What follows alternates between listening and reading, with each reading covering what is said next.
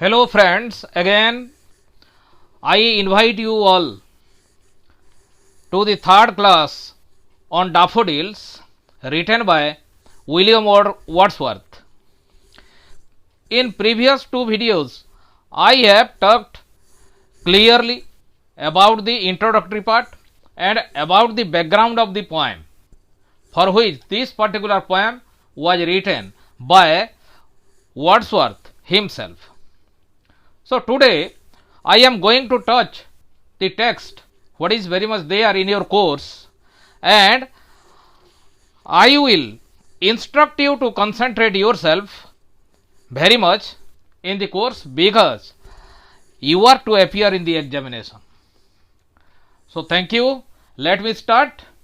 So on that very day I had talked about daffodils and I had given you clear meaning, precise meaning of daffodils. So as you know, the previous name was something different, but later on it was given as daffodils, and the title daffodils is quite justified because this particular poem is based upon daffodils and particularly in relation to its natural beauty, by which the poet himself impressed, and because of his affinity with nature, what he wants to give you message in this particular context, let us you try to go through. So this is the your flower, it is dwindling, you might have seen, शायद तुम लोग देख रहे हो ये daffodils flower है, और daffodils के विषय में मैं पहले बता चुका हूं, प्रथम और मु कही सारी जे एइटी देख केमिति दोलायमान अवस्था रे माने झुमुछंती कोउथरे पवनर ताल, पवन सहित ताल देई से माने केमिति झुमुछंती। तेणु एई डैफोडिल्स फ्लावर विषय रे कवि लिखिछंती। आमे प्रथम पैराग्राफ को आसीबा। पहला पैराग्राफ हम डील करते हैं। तो पहले मैं let me your give you the precise meaning of various your difficult words what is being used by William Wordsworth. William Wordsworth जो शब्द गुड़िक यही कवितार व्यवहार करिसेंती सेही शब्द गुड़िकर तांकर वास्तविक अर्थ गुड़िक एठी माने प्रिसाइजली हमें आलोचना करिबा। यहाँ पर हम क्या करेंगे, जो वर्ड्स को यूज करके एक कविता को लिखे हैं विलियम वर्ड्सवर्थ, उसी वर्ड को, वर्ड्स का मीनिंग को हम बारीकी से देखेंगे और उसके आधार पर माने जानने की कोशिश करेंगे वो क्या बोलना चाहते हैं। So what was the intention of William Wordsworth to use those words in real sense. तो पहले है क्या, वर्ड आई देखो यहां पर आई है। आई का मतलब it is himself, the poet himself, you can से द पोएट हिमसेल्फ। कौन है, विलियम वर्ड्सवर्थ, किए कवि विलियम वर्ड्सवर्थ। सो आई, यहां पर क्वेश्चन आ सकता है आई रेफर्स टू व्हाट एग्जाम में, तो आई रेफर्स टू विलियम वर्ड्सवर्थ। दूसरा वर्ड है वंडर्ड। वंडर्ड का मतलब है क्या, वंडर्ड मीन्स मूव एमलेसली, ठीक है। मूव एमलेसली मतलब क्या है, लक्ष्यहीन रूप से घूमना, लक्ष्यहीन भाव रे माने भ्रमण करिबा। तो ए वर्ड का मीनिंग माने पता चल गया, लोनली। लोनली का अर्थ क्या है, लोनली शब्द का अर्थ है isolation. Isolation you know, or all alone, you can say all alone तो ऑल एलोन का मतलब है अकेला, एकुटिया। क्लियर है? क्लियर हो गया शायद। उसके बाद नेक्स्ट वर्ड है क्लाउड। क्लाउड मतलब बादल। क्लाउड, क्लाउड का मतलब क्या है? माने बादल। ए सर्ट ऑफ ग्रे और white mass made of very small drops of water floating in the sky. आसमान में जब बारिश का माने अंदेशा होता है तो ग्रे कलर का सम पैचेस आर देयर, उससे क्या होता है? रेन ड्रॉप, पानी का बूंदे माने बनता है, गिरता है नीचे, उसको हम क्लाउड बोलते हैं। मेघ, जहां को हमें उड़िया रे कहू मेघ। हला तो आगे बढ़ते हैं। ये पहला माने लाइन का अर्थ हो गया।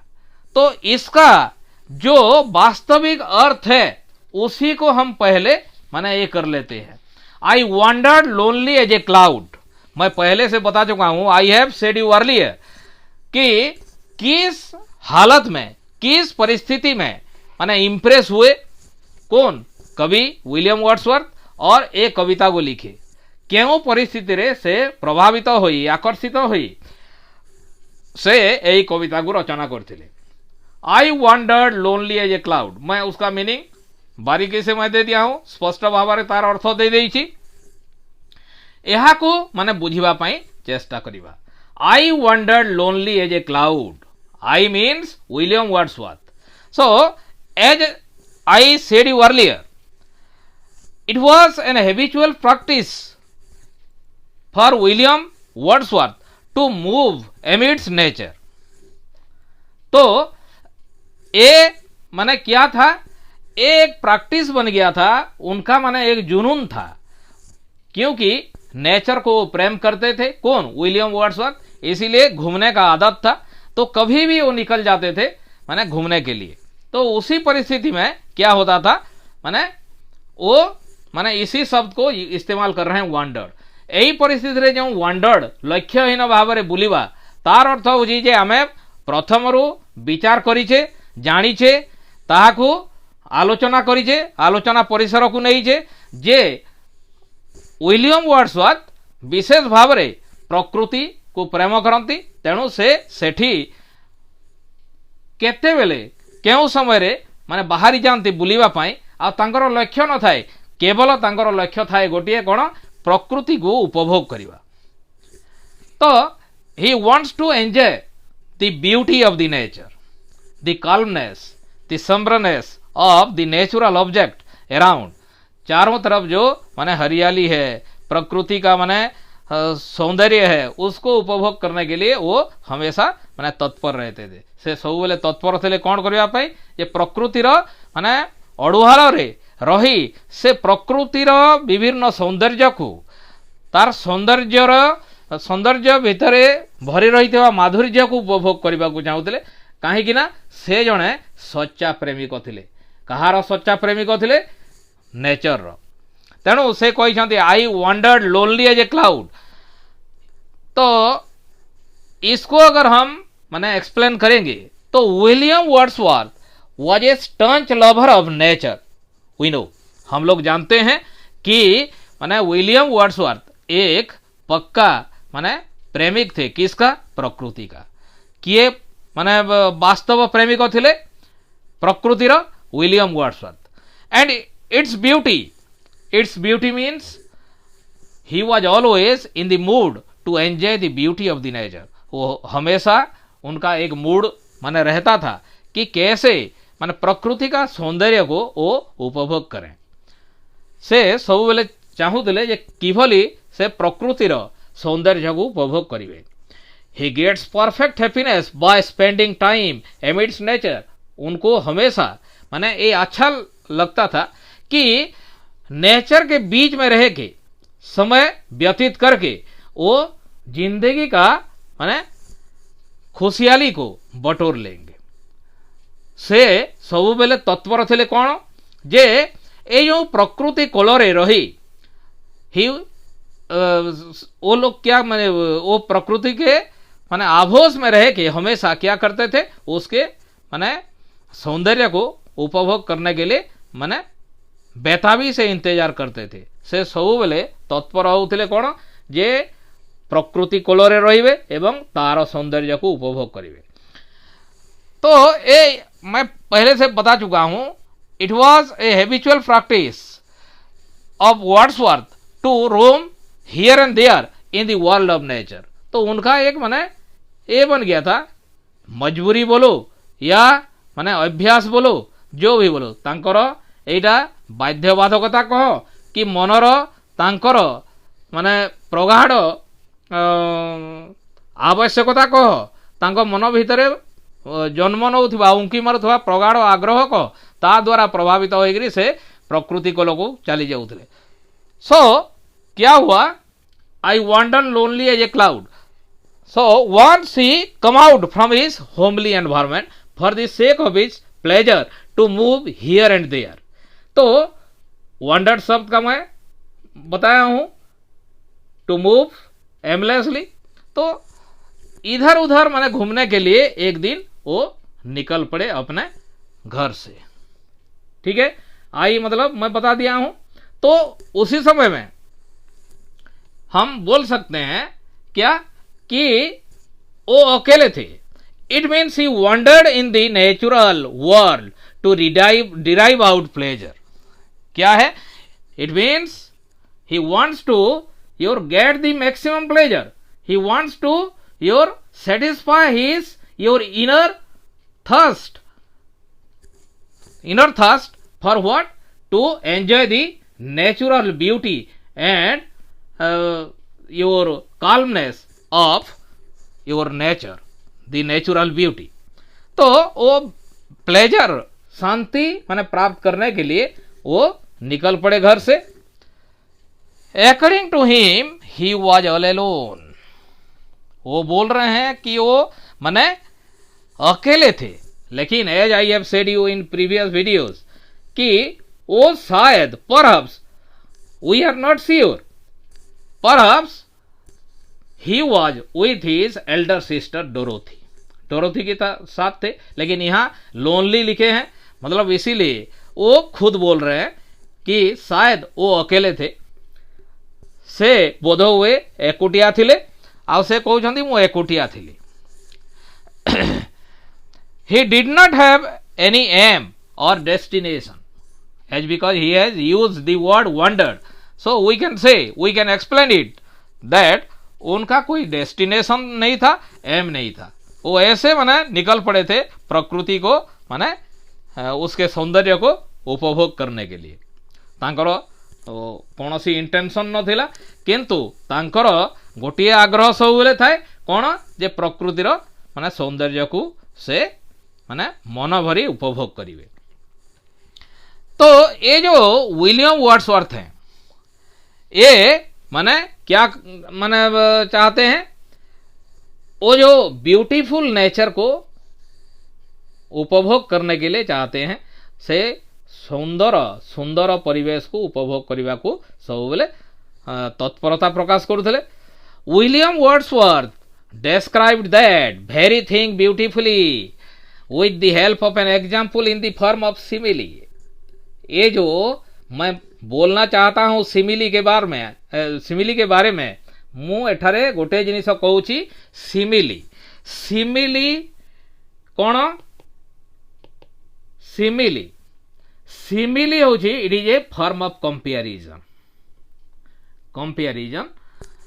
केउठी आमर इंग्राजी रे बा कविता लेखन रे, especially while somebody is going to write down any poem or any your poetic things at that very moment, or even in your prose pieces also, we try to compare one thing with the other। so उसी में simile, metaphor ये सब use होता है, लेकिन यहाँ जो cloud है ये सिमिली है। ठीक है,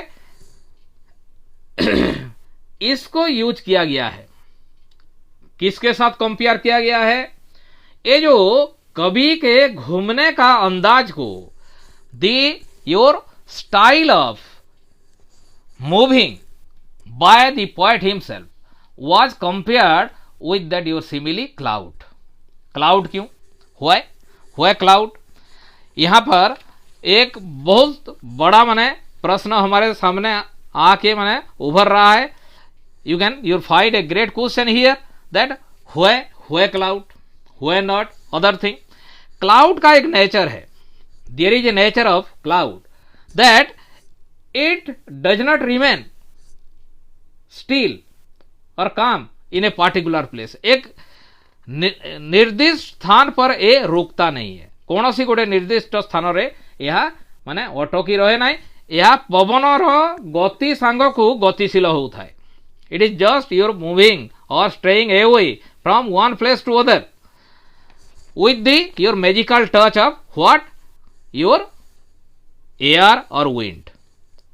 तो इसीलिए शायद माने कभी इसको यहाँ पर सिमिली के कंपैरिजन के तौर पर मैंने इस्तेमाल किया है। perhaps that was the your reason। it is because cloud in the sky is never static। ये कभी एक जगह पर रुकता नहीं है। it strays means it changes its place within a sparkle of time। you can say within a sparkle of time you can find its your change, उसका परिवर्तन तुम देख सकते हो। and just like that the roaming और moving of William Wordsworth was। और उसी के तरह जैसे माने एक क्लाउड एक जगह पर रुकता नहीं है, just like that a cloud does not exist in a specific place for a longer period of time, and when your gentle breeze comes in its way then it starts moving or it starts changing its position, its original position। and कहाँ जाता है हम बता नहीं सकते, क्यों जगह को से माने बही जाए ताहा को हमें कही परिबा नहीं। तो विलियम वर्ड्सवर्थ सही पाई निजर माने लक्ष्यहीन भ्रमण को कहा सहित तुलना करिसंती, क्लाउड मेघ सहित तुलना करिसंती। So I think the first your sentence is clear now to you, all of you। समस्तों को बोधे क्लियर है जाइए, सबको माने शायद पता चल गया होगा। Come to the your second line, that floats on high over vales and hills। that क्या है, that ये जो that है, that मतलब क्लाउड। यहाँ पर इट इंडिकेट्स क्लाउड, यह कहा को सूचित करुची, क्लाउड को, मेघ खंड को, बादल को। फ्लोट्स का मतलब सब जानते हो शायद, फ्लोट्स मीन्स सोर, SOAR, सोर यू नो, और यू कैन से फ्लाई। All right. तो आसमान में क्या होता है, ये जो क्लाउड होते हैं ये सोरिंग करता है, फ्लाई करता है, उड़ता है, एटा माने आकाश रे माने भासे कोटा बादल। तापरे कौन वर्ड अच्छी, what is the next word, high मतलब यू नो उच्च। Over vales, this is one of the old use of English. Previously, the poetic maestro, they were usually using the word vales instead of valley to give the rhythmical your form to a poem। एक कविता को ठीक रूप से सजाने के लिए उसी समय में इसको इस्तेमाल किया जाता था। ठीक है, यह को ओडिया रे कहा जाए कौन, उपत्यका। हिंदी में भी तुम बोल सकते हो उपत्यका मतलब क्या है, एक एरिया है, लो लैंड है, जो माने हिल्स और माउंटेन से नीचे होता है। ठीक है, this is an area low and which is found generally between hills और माउंटेन्स, जो उसी के बीच में रहता है, बीच में आता है। ये माने समतल प्लेन लैंड जैसे है। ठीक है, हिल से भी माने छोटा माने कद का होता है, ऊंचा का माने हिल गोले। Do you know what is the difference between hills and mountains? Hills क्या होता है, ए माने a land little or more higher than plain land but less than mountain, मतलब ये जो हिल्स है पहाड़, पहाड़ कहूछ पर्वत कहूछ है, आमे कही दौचु ओडिया रे, हिंदी में ऐसे बोल देते हैं, लेकिन उसका डिफरेंस जो है, ये जो जमीन प्लेन लैंड होता है समतल भूमि जो हुए ताठू टिके जदि उच्चा हो आ माउंटेन, माउंटेन टा बहुत उच्चा ताठू जदि छोट हम ताहले ताकू कहुए हिल, किंतु माउंटेन क्या कहुए हिल, माने ये जो प्लेन लैंड आउ हिल ठारू जे बहुत उच्चा Himalaya, just like your Himalayas, for example you can से योर हिमालयस, दी हिमालयस। तो हिल्स और माउंटेन्स ये ओवर वेल्स एंड हिल्स, इसको हम समझने के लिए माने कोशिश करेंगे, यहाँ को वर्तमान बुझीबा चेष्टा करिबा। क्यों लाइन टी 2 नंबर लाइन, प्रथम लाइन क्लियर हो जाइए, द्वितीय लाइन टी कौन, that floats on high over vales and hills. So, as you know, generally clouds floats or soars in the sky, and we watch it from the ground, then it looks above the valleys or hills. जब कहीं पर हम खड़े रहते हैं तो वहीं से हमको आसमान ऊपर नजर आता है, और जब बादल के हम बात करते हैं, while we go to talk about your clouds, तो वो हमको नजर आता है कि ये माने प्लेन लैंड से ऊपर है या हिल से, पहाड़ पर्वतों से माने ऊंचाई पे माने तैर रहा है, उसके ऊपर जैसे ये माने बैठा हुआ है ऐसे लगता है। If we stare it from a longer distance, then you can find that it is your soaring or just your fixing of there in a static manner there over the vales और hills. तो ये हमको माने समझ में आता है। तो ये जो क्लाउड के हम बात कर रहे हैं, while we are trying to compare cloud with the wandering of William Wordsworth, तो उसी में एक चीज माने होता है कि ये जो क्लाउड कहां पर माने था, ऊंचाई पर था। किसके ऊंचाई पर था, तो वेल्स और हिल्स। वेल्स का मतलब मैं बताया हिल वैली, और हिल्स का मतलब योर यू कैन से your little height then your plain land and your less in height than your mountains। तो पहाड़ एवं उपत्यकार यहाँ ऊपरे माने कौन होची फ्लोट्स, फ्लोट्स कहले माने भासुची है। तो ये बादल कहाँ पर माने घूम रहा है, आसमान में, आसमान में किस ऊंचाई पर, बहुत ऊंचाई पर, बहुत उच्चरे, और वो हमको लग रहा है कि वैली और हिल्स के ऊपर ये फ्लोट कर रहा है। और उसी समय में माने उसी के जैसे क्लाउड के जैसे ये जो विलियम वर्ड्सवर्थ घूमने निकले हैं। तो क्या होता है, घूमते घूमते माने कहीं पहुंच गए होंगे। मैं previously I have given you your little hints about the earls lake, earls lake के बारे में मैं बोला था, वहीं पर पहुंच गए थे। तो नेक्स्ट लाइन को आएंगे, क्या 2 लाइन ले लेते हैं। When all at once, when जानते हो, एट वंस, एट वंस क्या है, एट वंस मतलब अचानक, अकस्मात, हठात है। At once that means all of a sudden, all of a sudden, अचानक। और क्या है, और वर्ड है at once I saw, I saw, see का पास्ट टेंस है सॉ। क्राउड, क्राउड क्या है, ठीक है, क्राउड मतलब शायद तुम लोगों को भीड़ लगता है, भीड़, भीड़ को तुम्हें क्राउड को उचा, बहुत लोग जो, तो इसको इंग्लिश में हम बोल सकते हैं प्लेंटी और ह्यूज, और यू कैन से एब्यूंडेंट, ठीक है, और यू कैन से प्रोफ्यूज, ठीक है, और a large quantity, large quantity, बहुत परिमाण रे, यार माने ओडिया होउची कोन, बहुत परिमाण रे, बहुत ज्यादा, और एक ठो वर्ड है देखो उसके नीचे में ए होस्ट, ये भी उसी प्रकार का माने वर्ड है। ए होस्ट मतलब ये माने ए ग्रुप ऑफ, ये क्या है, ए ग्रुप ऑफ और a large number of, a large number of, large number of,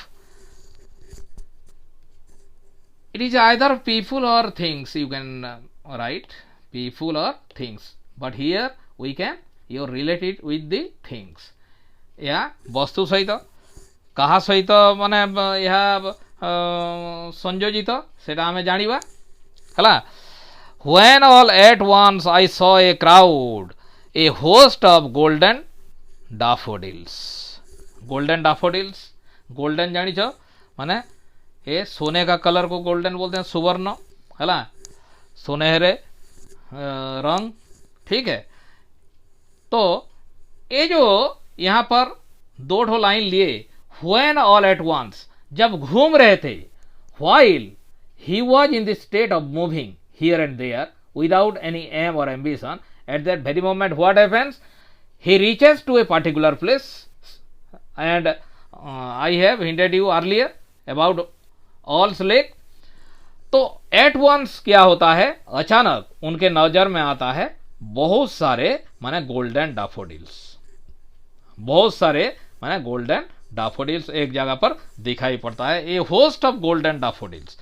तो ये जो माने हम दो लाइन के बारे में हम बोल रहे हैं, तो ये उसी समय की बात है जब वो घूमते थे।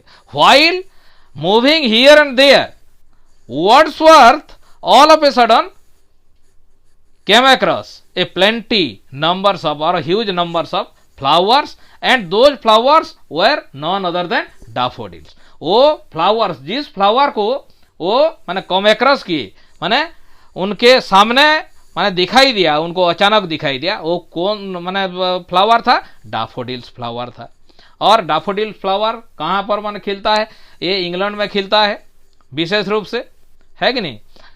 तो वो लेक एरियाज, लेक लैंड्स, तो वहीं पर माने खिलता है ज़्यादा। तो ये डैफोडिल्स था, तो इसका कलर क्या था, गोल्डन येलोइश था, ठीक है। तो when all at once I saw a crowd, he host of golden daffodils, घूमते घूमते वो माने पहुंच गए हैं एक जगह पर, वो जगह का नाम नहीं बता रहे हैं, लेकिन हम अगर उनके हिस्ट्री को पढ़ते हैं तो ये पता चलता है कि वो ऑल्स माने लेक ही है। तो आमे जदि जानिबा ताहले तार इतिहास को देखिबा ताहले निश्चित भाव में जानिबा जे एटा ऑल्स ह्रदर माने सही पार्क पाखरे थिबा घटना।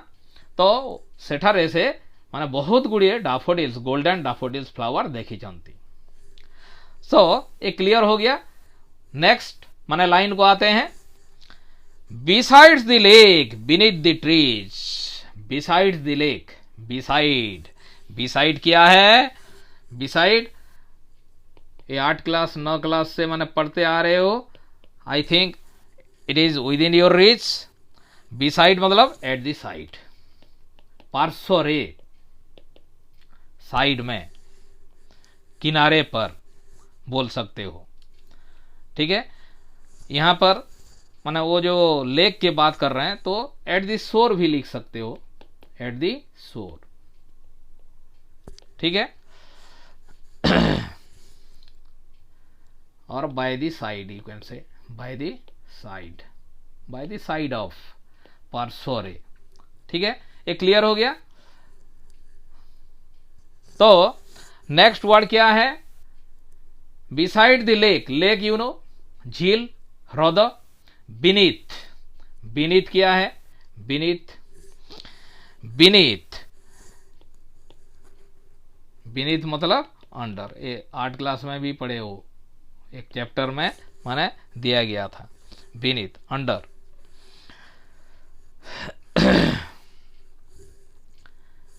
तो इसको हम दूसरे तरफ से माने लिख सकते हैं, in or to a lower position than somebody or something, माने नीचे में, किसी चीज के माने नीचे, निचले हिस्से में रहना, कौन सी जिनिसर तल पार्श्व माने ओहलिकी रहिबा, है। तो आहरी कौन शब्द अच्छी beside the lake beneath the trees, इसी ये में इतना ही है। तो हम माने ये जो गोल्डन फ्लावर के बात कर रहे हैं डैफोडिल्स के, we are talking about the golden daffodil flowers of yellowish colour. तो वही चीज को माने कवि के नजर में आया है, वही चीज माने सही जिनिस कवि नजर रे आसी एवं सही जिनिस को से कौन कर बिसाइड द लेक, ये कहाँ पर माने where it is found, where it was scene by the William Wordsworth by the poet, कवि के द्वारा कहाँ पर माने दिखाई पड़ा। हम बोल सकते हैं those flowers were there at the side of the your all's lake as I have talked you earlier, that too under the trees. और कहाँ पर था ये माने पेड़ पौधों माने पेड़ का माने नीचे था। एठी से जो लेक गुड़ी करे generally you can find your plenty or huge numbers of your trees big or your small in size at the side of or at the bank of river or lake or stream or rivulets। बहुत सारे माने चीज माने तुम notice किए हो और उसके बीच में ट्रीज, बहुत सारे ट्रीज वो जो दिखाई पड़ता है। तो वहीं पर भी बहुत सारे ट्रीज था जहां पर गोल्डन डैफोडिल्स को वो नोटिस किए थे। कौन नोटिस किए थे? किए माने देखी थिला विलियम वर्ड्सवर्थ। ठीक है, तो under the trees it means you can say there were plenty numbers of trees at the side of that your lake, and in that particular place William Wordsworth noticed a large numbers of daffodil flowers। तो ये माने clear हो गया कि ये जो flowers थे daffodils flower, golden daffodils flower, वो कहाँ पर थे? झील के किनारे थे। से जो ह्रदर माने तार पार्श्वरे थिला, तार कूलरे थिला एवं beneath the trees, beneath the trees गले गछ मानकर माने तले एगुड़ाक माने रहिथिला। Then come to the last your sentence of the first stanza, fluttering and dancing in the breeze. क्या है? Fluttering and dancing in the breeze. Fluttering, fluttering, fluttering कहले फड़ फड़ शब्द एक्चुअली, किंतु आमे एठी अन्य अर्थ रे माने the poet has used it in other way, to move, to move or to and fro, you can say to and fro, जीवा आसीबा है, अप डाउन जहाँ को कौच। आहरी कही पार टू मूव लाइटली और क्विकली। ठीक है, एपट सेपट होउथिले, एपट सेपट हेबा बा इतस्थित माने हलिबा अर्थ रे से कहि जंती। It means to make something move or to move up and down, जो भी बोल सकते हो। तापरे कौन अच्छी? ब्रिज, ब्रिज शब्दटे अच्छी। ब्रिज कहले wind, gentle breeze you can say, मलय पवन जहाँ को कह, मलय पवन, a light wind you can write also, light wind, that too in a breeze. यहाँ पर वो चीयरफुल और कॉन्फिडेंट वे को माने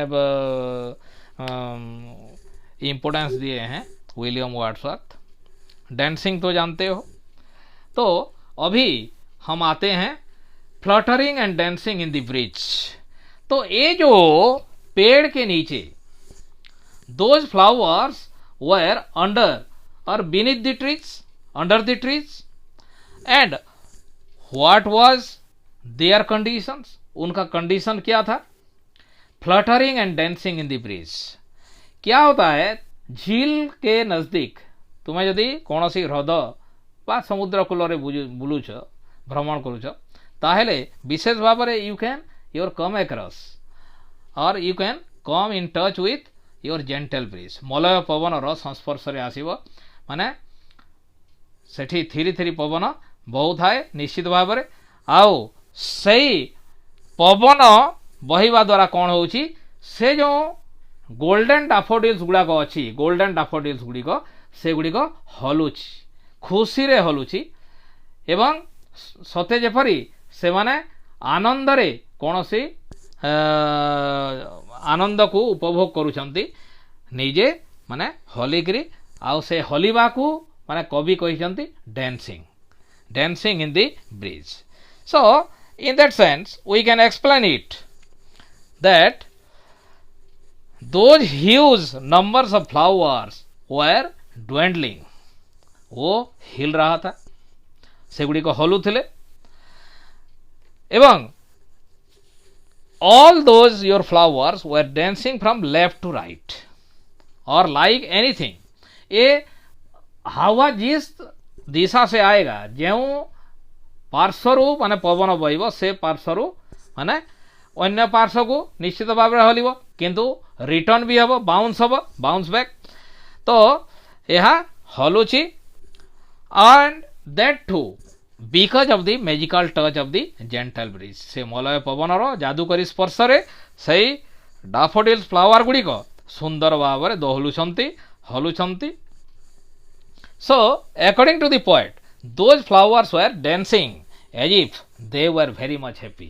वो माने लग रहा था कि जैसे कि ये माने दुनिया के सारे खुशी उनको माने प्राप्त हो गया है और वो माने विंड के साथ हवा के साथ माने नाच रहे हैं जेमिति कि सेमान को सब प्रकार खुशी माने प्राप्त हो जाइछि एवं निश्चित भाव में से माने कौन करुछंती माने खुशी रे सेगुड़ी को जाहिर करने को चाहूँगी.